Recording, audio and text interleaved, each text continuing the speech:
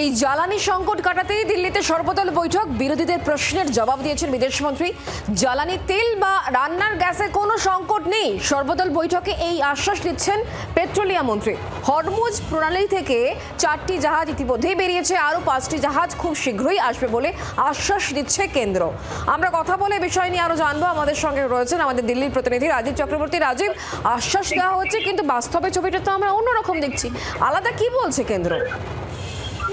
দেখো, আজকে সংসদ ভবনে যে অল পার্টি মিটিং বা সর্বদল বৈঠক ডাকা হয়েছিল সরকারের তরফ থেকে, সেই বৈঠকে কেন্দ্রীয় মন্ত্রীরা তারা বিভিন্ন বিষয়ে বিরোধীদের বিভিন্ন প্রশ্নের উত্তর দিয়েছেন এবং বিদেশ সচিব বিক্রম মিস্ত্রি একটি প্রেজেন্টেশনও দিয়েছেন এবং সেখানে দেখানো হয়েছে যে পশ্চিম এশিয়া যে পরিস্থিতি তৈরি হয়েছে তাতে ভারতের জ্বালানি তেল এবং রান্নার গ্যাস এই মুহূর্তে সংকটজনক অবস্থায়, অর্থাৎ ভারতের তার যোগান এই মুহূর্তে রয়েছে এবং সংকট পরিস্থিতি নেই।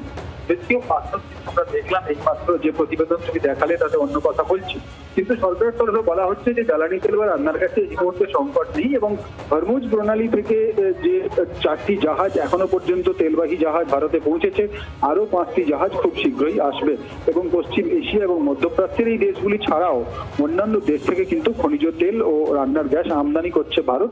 পরিস্থিতি মোকাবিলায় নজর রাখা হচ্ছে এবং বিরোধীদের সঙ্গে সরকারের ঐক্যমত্যও রয়েছে এবং তোমাকে জানিয়ে রাখি, সরকারের দাবি যে ভারতের ভেতরে এলপিজি উৎপাদন 60% বৃদ্ধি পেয়েছে, চিন্তার কোনো কারণ নেই। এত সত্ত্বেও একটা বিষয় রয়েছে, সরকারের তরফে বলা হচ্ছে যে গ্যাস অর্থাৎ সিএনজি তা ব্যবহারে জোর দিতে হবে। অর্থাৎ যে আমরা দেখেছি যে গ্যাস, রান্নার গ্যাসে এলপিজি সিলিন্ডারের যে ব্যবহার হয়, যেখানে পাইপ গ্যাস রয়েছে, সেই পাইপ ন্যাচারাল গ্যাস কিন্তু ব্যবহার করার কথা বলছে সরকার এবং তা আরো বেশি করে বাড়ানোর উপর জোর দিচ্ছে সরকার। এক্ষেত্রে স্পষ্টতই সংকট রয়েছে বলে অন্তত বিরোধীদের একাংশ তারা মনে করছে। ধন্যবাদ রাজীব আমাদের সঙ্গে টেলিফোন লাইনে থাকার জন্য। কিরণ রিজিজু তিনি এই বৈঠকের পর ঠিক কি বলেছেন শোনাবো।